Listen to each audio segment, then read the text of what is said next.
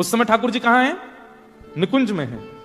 तो मंगला के दर्शन राधा वल्लभ जी के वो नंद भवन के नहीं है, वो उस समय निकुंज के लाला है। सहचरियां उनकी सेवा कर रही हैं और रात में ठाकुर जी यशोदा मैया सुला देती हैं तो ठाकुर जी खर्राटे मार के सो जाते हैं। और जैसी यशोदा मैया देखे लाला सो गए हो, जैसी यशोदा मैया सोती हैं सोई चुपचाप ठाकुर जी निकुंज में चले जाते हैं और वहां पे सब सखियां श्री जी श्यामा जी सबके संग रास विहार करते हैं। और सुबह सुबह भोर होते ही ठाकुर जी दौड़ करके आते हैं। यशोदा मैया उठे बाद से पहले तो आके ठाकुर जी मैया के बगल में सो जाते हैं।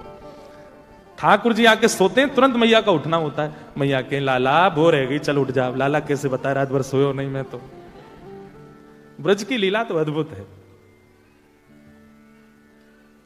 कोई पद आ नहीं रहा मेरे दिमाग में, नहीं तो सुनाऊं मंगला का कोई ऐसा भाव जहां ठाकुर जी निकुंज से आ रहे हैं पद है, वो ढूंढना पड़ेगा, समय लगे, लेकिन बहुत अच्छे अच्छे भाव है। तो नवीनता यह आप भी कर सकते हैं। रात्रि में शयन कराए ठाकुर जी को, तो शयन कराते समय विचार करो, ठाकुर जी आज जैसे कौन सी लीला में जाओगे, सेवा का चिंतन करते हुए शयन करा दो और फिर विचार करो आज कौन सी लीला होगी, आज कहां जाएंगे ठाकुर जी। अच्छा, और फिर सवेरे ठाकुर जी को वही भाव धारण करा के मंगला कर दो। ठाकुर जी धीमे धीमे धीमे आपके भावों को ऐसे स्वीकार करेंगे, आप जो विचार करेंगे रात में ठाकुर जी वैसे ही लीला प्रकट कर देंगे। कभी स्वप्न में वो भाव दिखने लगेगा, कभी विचारों में वो भाव दिखने लगेगा। सेवा की बड़ी अद्भुत पद्धति है। हमारे जगन्नाथ महाप्रभु, पूरी दुनिया में ठाकुर जी का बड़ा श्रृंगार सवेरे होता है। जैसे राधा रमन जी जाओ, राधा वल्लभ जी, बिहारी जी जाओ, तो सुबह सुबह श्रृंगार आरती जब होती है तब ठाकुर जी पूरा श्रृंगार कर लेते हैं, मुकुट से लेकर के पैर तक का। शयन आरती में लगभग सारे मंदिरों में श्रृंगार घट जाता है। ठाकुर जी की पाग हल्की कर देते हैं, पोशाक हल्की कर देते हैं, आभूषण हल्के कर देते हैं। पर जगन्नाथपुरी में उल्टा है। जगन्नाथपुरी में शयन श्रृंगार का नाम ही है बड़ श्रृंगार, बड़ा श्रृंगार। इतने पुष्प पहनते हैं ठाकुर जी, यहां पे आंखों पर, मुख पर, हाथ पर, सब जगह पुष्प ही पुष्प। इतना अद्भुत श्रृंगार होता है ठाकुर जी का। मैंने पूछा कि भैया ये जगन्नाथ जी को पूरे दिन तो हल्के हल्के श्रृंगार, रात में इतना भारी श्रृंगार करके क्यों सुलाते हो? अब आपको कोई हार पहना दे, गले में बिल्कुल यहाँ पे वो पहना दे, पूरी चूड़ियां पहना दे, माताओं को गले पैरों में पाजेब पहना दे, कमर में कौंदरी, अब सो जाओ, ऐसे कौन सोता है? भाइयों को कहे टाई लगा लो, कोट पहन लो, नीचे पजामा पहन लो, मोजे पहन लो, शूज पहन, अब सो जाओ, ऐसे कौन सोता है? ये तो नियम है कि भाई हल्के वस्त्रों में ही सोया जाता है। पर जगन्नाथ जी इतना श्रृंगार करके क्यों सोते हैं? तो पुजारी जी बोले अंदर की बात है। कपाट बंद करते ही ठाकुर जी भाग जाते हैं। बोले कहां? बोले वृंदावन जाते हैं रास करने के लिए। तो मैंने कि रास तो सारे ठाकुर जी करते हैं। राधा रमन जी भी कपाट बंद होने के बाद रास में चले जाते हैं, राधा वल्लभ जी रास में जाते हैं, बिहारी जी भी रास में जाते हैं, उनका तो इतना श्रृंगार होता नहीं। तो पुजारी जी कितनी अच्छी बात बोले कि जो जगन्नाथपुरी में ठाकुर जी है ना, वो प्रेम विगलित ठाकुर, पिघले हुए ठाकुर जी, उनके हाथ नहीं है, उनके पैर नहीं है, उनके मुख नहीं है। तो बोले राधा रमन, राधा वल्लभ, बिहारी जी आदि इन सबके तो हाथ हैं। कपाट बंद करके पुजारी गए, ये खुद ही अपने सिर कानन में कुंडल पहन लेते हैं, सिर पे मुकुट पहन लेते हैं, गले में हार पहन लेते हैं, कड़ूला पहन के, पाजेब पहन के भागते हैं रास में। पर हमारे जगन्नाथ जी के हाथ पाम नहीं है, इसलिए पुजारी श्रृंगार करके इनको शयन में भेजते हैं। जाओ अब रास में जाओ। नवीनता, सेवा में कुछ नया लाया कीजिए। जैसे रसोई घर में काम करने वाली माताएं, घर संभालने वाली माताएं हर दिन कुछ नया बनाती हैं, बच्चे को प्रिय लगे, पति को प्रिय लगे। ऐसी सेवा में भी सेवकों को नवीनता लानी चाहिए। ऑफरिंग, प्रस्तुतिकरण, उससे ठाकुर जी प्रसन्न होते हैं। तो वृत्रासुर की स्तुति में विशेषता यह है कि सामान्य स्तुति नहीं है, कुछ अद्भुत है। क्या कह रहा है वृत्रासुर? अहम हरे तव पादैकमूल दासानुदासो भवतास्मि भूय मनस्मरेता सुपतेर्गुणांस्ते गृणीतवा कर्म करोतु काय। ध्यान से सुनो। बैठ गया वृत्रासुर और ठाकुर जी से कहा, हे हरि, मुझे आपके चरणार विंद नहीं चाहिए। लो, सब तो ये कहते हैं कि हरि जी माने चाकर राखो जी, मीराबाई कहती हैं। चाकर रहसूं, बाग लगासूं, नित उठ दर्शन पासूं, वृंदावन की कुंज गलिन में हरि की लीला गासूं, श्याम माने चाकर राखो जी। मीराबाई कहती मुझे आप अपने यहां नौकरी दे दो, मैं आपके चरण दबाऊंगी, वृंदावन की सफाई करूंगी, पुष्प बंगले लगाऊंगी, खूब बढ़िया आनंद कराऊंगी, नाथ मुझे चाकर दे दो, चाकरी दे दो। लेकिन यहां पर वृत्रासुर क्या कह रहा है, ठाकुर जी मुझे आपके चरण नहीं चाहिए। लो, यहीं ठाकुर जी के कान खड़े हो गए। बोले सब ने ये गाया कि नाथ आपके चरण दे दो, आपकी शरण दे दो, आपका सानिध्य दे दो। ये पहला वक्त आया। यहीं से पता चलता है कि ऑफरिंग ही खींच रही है ठाकुर जी को, प्रस्तुतिकरण ही अलग है।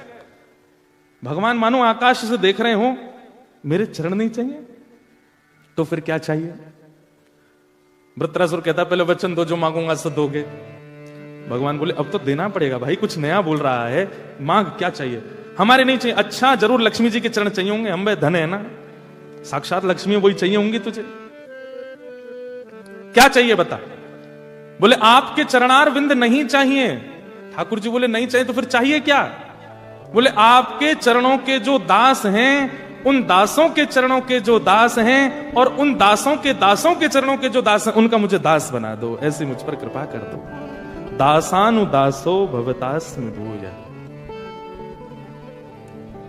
ठाकुर जी मानो अपने 4-5 काम बंद करके किनारे धर दी। बोले वाह भाई, कुछ नया, ये क्या बात हुई? मतलब दासानुदासो भवतास्मि भूय, हम नहीं चाहिए, हमारा दास भी नहीं चाहिए। एक तो होता है ना कि ठीक है प्रधानमंत्री से नहीं मिला सकते तो उनके पर्सनल असिस्टेंट से मिला दो, पर ये कौन बोलता है कि प्रधानमंत्री के पीए के पीए के पीए के पीए से हमको मिला दो? ये तो कोई पागल व्यक्ति बोलेगा, उससे कौन मिलता है? पर कोई प्रधानमंत्री को पत्र लिख रहा है कि हे प्रधानमंत्री महोदय, आप मुझे बहुत प्रिय लगते हैं पर मुझे आपसे नहीं मिलना। आपकी सेवा में जो आपके पर्सनल असिस्टेंट रहते हैं वो भी मुझे बहुत अच्छे, पर मुझे उनसे भी नहीं मिलना। उनके जो पर्सनल असिस्टेंट है अमुक नाम, उनसे मेरे को मिला दो। प्रधानमंत्री हंसेगा नहीं, वाह इसने इसके लिए पीएम ऑफिस में पत्र भेजा है। मतलब छोटे अधिकारी से मिलने के लिए बड़ी अधिकारी से प्रार्थना। हंसी तो आएगी ना उसकी सीधेपन पर, उसके भाव में भाव पर, उसके इस सरल स्वभाव पर थोड़ी प्रसन्नता तो होगी ना। ठाकुर जी प्रसन्न हो गए। ठाकुर जी बोले दासानुदासो भवतास्मि भूय। अब इसमें 2 बातें छिपी हैं। पहली बात कि इतने बड़े अधिकारी से इतने छोटे अधिकारी से मिलने की प्रार्थना करना, ये उनको खुश कर देगा, थोड़ी हंसी दिला देगा। और दूसरी बात, भक्ति सिद्धांत में ये सर्वोपरि है। ठाकुर जी के चरण मत मांगो, पहले दासों की सेवा करो। देखो एक सूत्र लिख लीजिए, हरि रीझे तो वैकुंठ दिलावे। अगर हरि आपसे रीझ गए तो क्या देंगे? वैकुंठ दिलावे। और हरिजन रीझे तो हरि सो मिलावे। हरि रीझे तो वैकुंठ दिलावे और हरिजन रीझे तो हरि सो मिलावे। ठाकुर जी यदि खुश हुए तो वैकुंठ मिलेगा, स्वर्ग मिल जाएगा। पर ठाकुर जी को कोई जन रीझ गए हो तो ठाकुर जी से मिला देगो।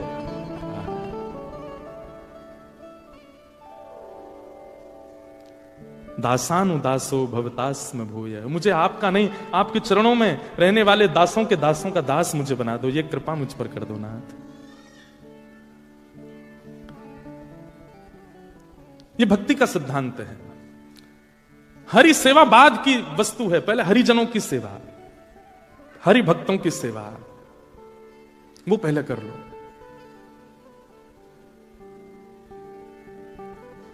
एक भक्ता हुई हमारे भारत में, उनका नाम था रत्नावती। क्या नाम था? रत्नावती, रानी रत्नावती, रानी थी। तो रानी रत्नावती जो थी ये राजकुल की थी। इनके पास में कोई कमी नहीं थी, सब सुख संपत्ति थी। लेकिन इनकी एक दासी थी, वो कृष्ण भक्त थी। रानी की दासी वो कृष्ण भक्त थी। तो रानी जब भी एकांत में अपने कक्ष में जाती तो इनकी जो दासी थी वो कमरा साफ करते हुए, कभी इनके कपड़े लगाते हुए, कभी इनके वस्त्र आभूषण रखते हुए उस समय कृष्ण कृष्ण कृष्ण कृष्ण कृष्ण जपती रहती थी। रानी कृष्ण से परिचित नहीं थी, लेकिन दासी के मुख से जो कृष्ण शब्द का उच्चारण होता था उससे रानी को बहुत सुख मिलता था। तो कभी कभी रानी उसके पास जाती और दासी से बोलती, ये तू क्या बोलती रहती है, मुझे बहुत अच्छा लगता है, ये किसका नाम है, तेरे प्रियतम है क्या? प्रियतम सुनते ही वो जो दासी थी वो तो नेत्रों से अश्रुपात करने लगी, रोने लगी। बोले कि ये मेरे प्रियतम कैसे हो सकते हैं, ये तो जगत प्रियतम, ये तो सबके प्रियतम है, सबके प्राणनाथ हैं। पर आपने आज बोल दिया कि ये मेरे प्रियतम तो नहीं, तो मुझे उम्मीद जग गई है कि शायद ये मुझे प्रियतम रूप में मिल जाए। रानी बोली तू इतना प्रसन्न हो रही है ये सुनकर के, ये है कौन, मुझे इनके बारे में बताओ ना। पर वो जो दासी थी वो बस कार्य करते हुए निकल जाती, नहीं बताती कि कृष्ण कौन है। प्यासे को पानी ना पिलाओ तो जल की महिमा, जल की उपमा और तीव्र हो जाती है, मिलन की चाह और ज्यादा हो जाती है। रानी व्याकुल हो गई। अब तो वो यही सोचती रहती है, कौन है ये मुझे बताती क्यों नहीं है।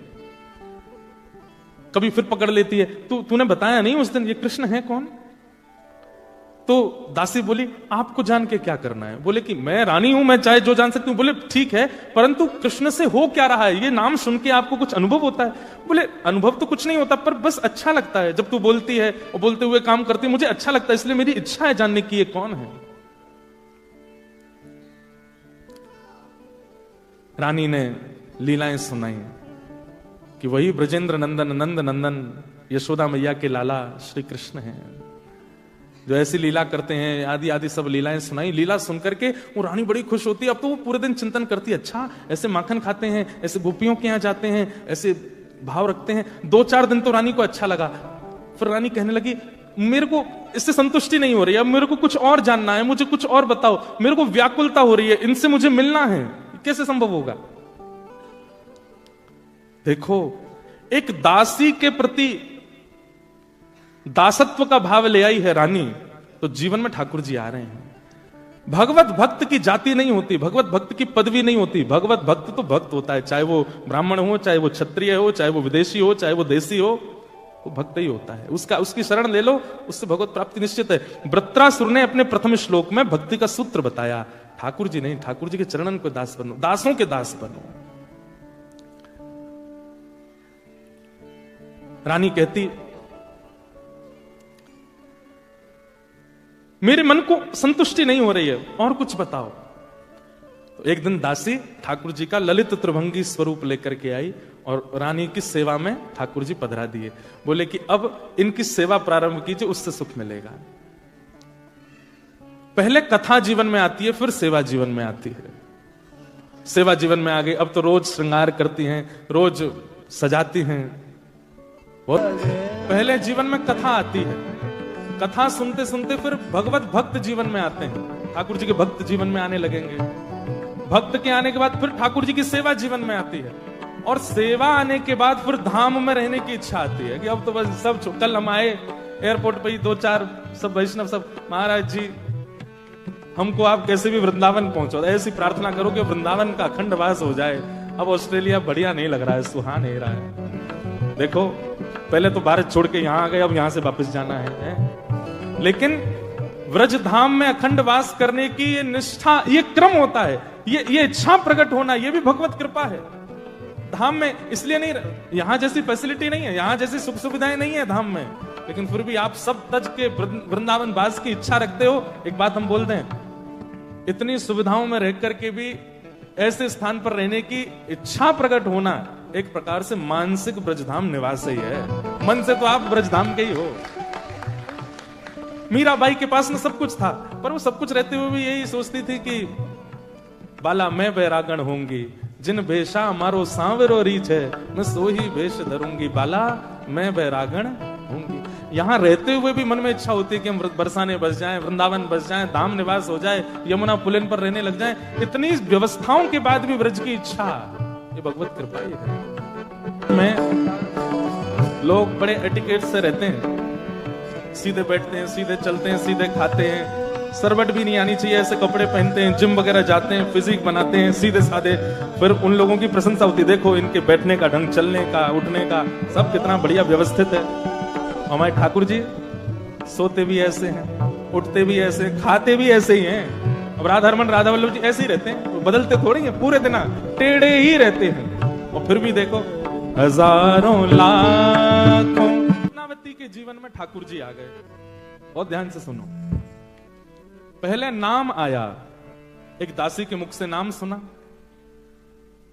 नाम के बाद कथा आई, और कथा के बाद सेवा आई। क्योंकि जो नाम सुख दे रहा था, अब नाम से वो सुख पूर्ण हो गया, तो अब कथा से सुख मिलने लगा, कथा के बाद अब सेवा सुख देने लगी। लेकिन ध्यान रखिए, भक्ति जिसके जीवन में होती है उसको कभी संतोष नहीं होता। नेक सुन लो भैया, कथा को सुन लो, नेक इधर देख लो। हम बहुत थके, सच बता रहे हैं, इतनी थकान है फिर भी हम कर रहे हैं, आप लोगों के लिए आए ना, सुन लो। आपको क्या करना, बैठ के सुनना है, बस सुन लो। तो लिख लीजिएगा, जिस भक्त को अपनी भक्ति में, चाहे वो भक्ति नाम की हो, चाहे वो भक्ति कथा की हो, चाहे वो सेवा की हो, चाहे वो स्वरूप की हो, चाहे वो परिक्रमा की हो, चाहे वो एकादशी की हो, अगर अपनी भक्ति से आप संतुष्ट होते हो तो इसका मतलब है कि आप भक्त हो ही नहीं। भक्त को संतुष्टि नहीं होती, वो कितना भी कर ले उसको फिर भी रहता कुछ रह गया है, अभी कुछ अपूर्णता रह गई है, अभी कहीं मेरी कमी चल रही है, अभी शायद हुआ नहीं है।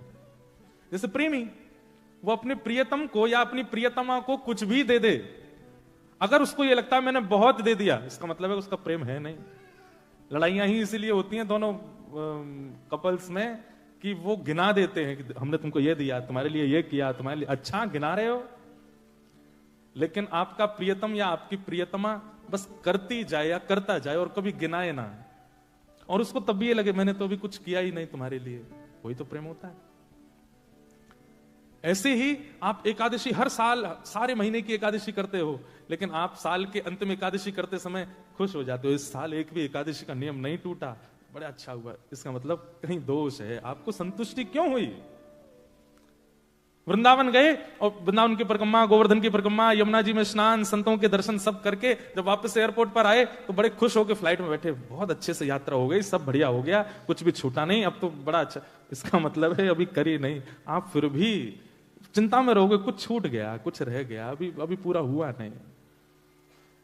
परसों यहां कथा पूरी हो तो कईयों को ये लगे कि 3 ही दिन बस, ये तो कुछ हुआ ही नहीं, महाराज जी तो ऐसे पलक झपकते से आए चले गए।